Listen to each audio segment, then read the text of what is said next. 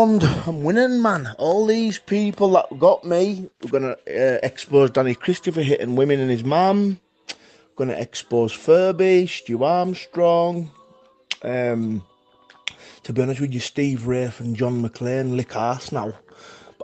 I don't really speak to Steve much. He'll message me now and again.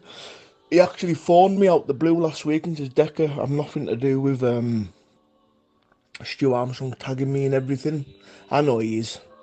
But I know for the fact that all amongst the getting Towler and Furby and that fucking Fergal, Aglenby, whatever, to call me out.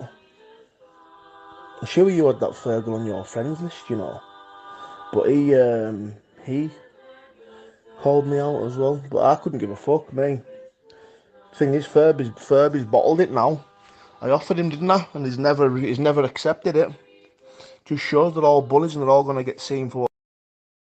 Me, when you've got these clowns on your Facebook, Phil Berryman, fucking Fergal Allen, you had Gary Furby on, you're a fucking joke, like you're an absolute joke.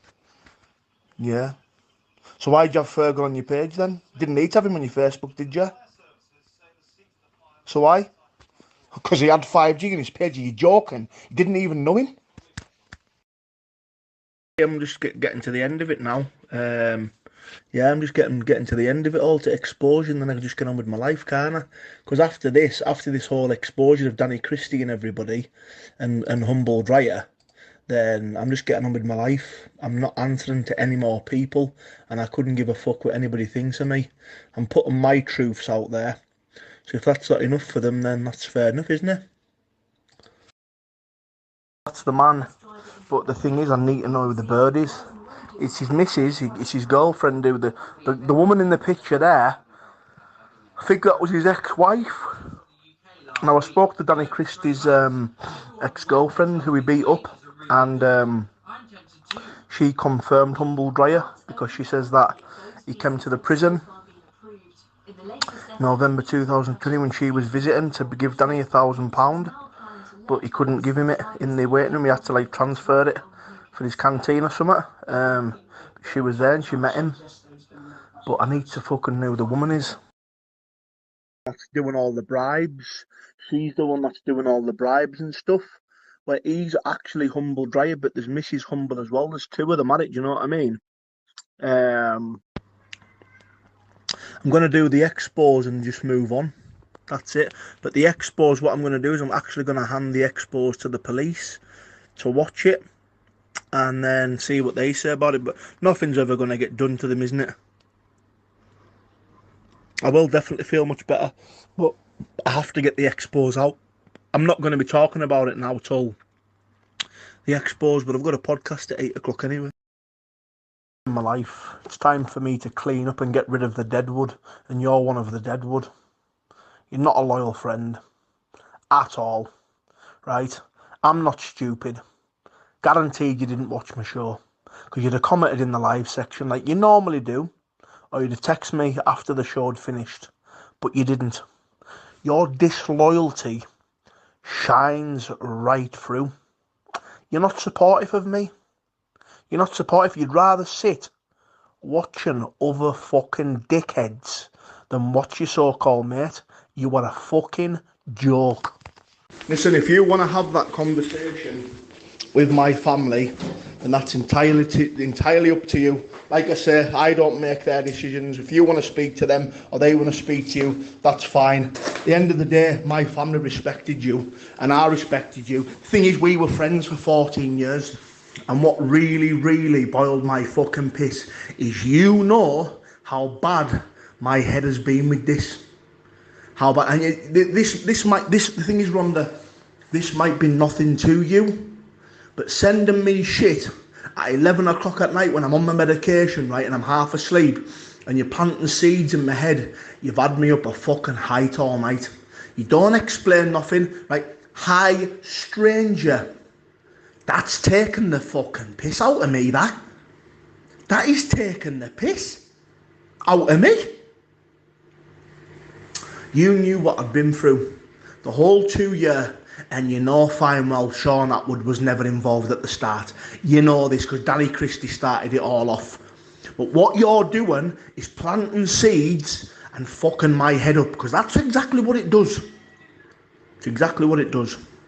You could have rang me up today, had a conversation with me about it, and that was it. But instead, your little fucking messages on a night time, hi stranger, you're taking the fucking piss out of me. That's what you're doing, right? Anybody that has a 35-minute conversation with Rafe is not my friend anymore, right? And yes, you might have been defending yourself. I wasn't asking you never to defend yourself. But we've got a lot in common, haven't we? 45 fucking minutes to make an apology or for you to defend your corner. You didn't need to speak to that man for 45 minutes. Now that you've spoke to him, I don't trust you anymore. I don't trust you like I don't trust Humble Dryer. That's it. But I'll never contact you again, right? Okay? I'll never speak to you again, and don't ever contact me, right? You don't need to add me, you don't need to contact me. You just get on with your life and you're out of it all. Deal with your own issues, right? Whether you want to speak to my mother or have this conversation with my mother, that is entirely up to you. But as I say, you know exactly what stress I've been through with this Humble Dryer page. Exactly what fucking stress. And I wasn't threatening you before. I just said I would come to your house, which I would. If you did disclose that information, I would come. I would. But I wasn't threatening you. You just manipulated that like you do all the time. I honestly think you're a horrible, evil cunt. I really do. And that's that side you just come out now when you just said, come and beat me up. Manipulating it. That's what you're doing. Manipulating it. Manipulating the whole conversation. Simple as. You know not to do this to me on a night time. You know how twisted my head's been. It's been so hard for me to make this documentary for the last 2 weeks because I've had to read and go over everything. You haven't respected that. You haven't respected that. You just make this about Rhonda. Oh, my people have been doing their own investigation. Your people are fucking wrong. Speculation over YouTube and social media isn't evidence. Come to me with some hard evidence that Sean Atwood's involved, because you follow these fucking clowns. And I find it a bit strange, isn't it? You've had a 45-minute conversation with Rafe, and then you're sending me this. I wouldn't trust you as far as I could chuck you. Like I say, whether you want to speak to my mum, that's up to you. Don't ever contact me again. So, what you do is, you're agreeing with everything John's saying. That's what you're doing. You're agreeing. And do you know what? I don't want scummy traiting bastards on my side. Tell you what, I'm not even speaking about this anymore. So, I'm just going to switch off from it.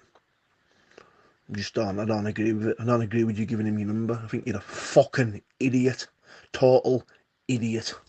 That's what you are. 45 minutes talking to Rafe, you fucking scum, disloyal cunt. Talking about John. Oh, John says this, John says that. What the fuck's it got to do with you and Rafe to talk about John? The fact that you've sit and listened to the fool, you're a mug.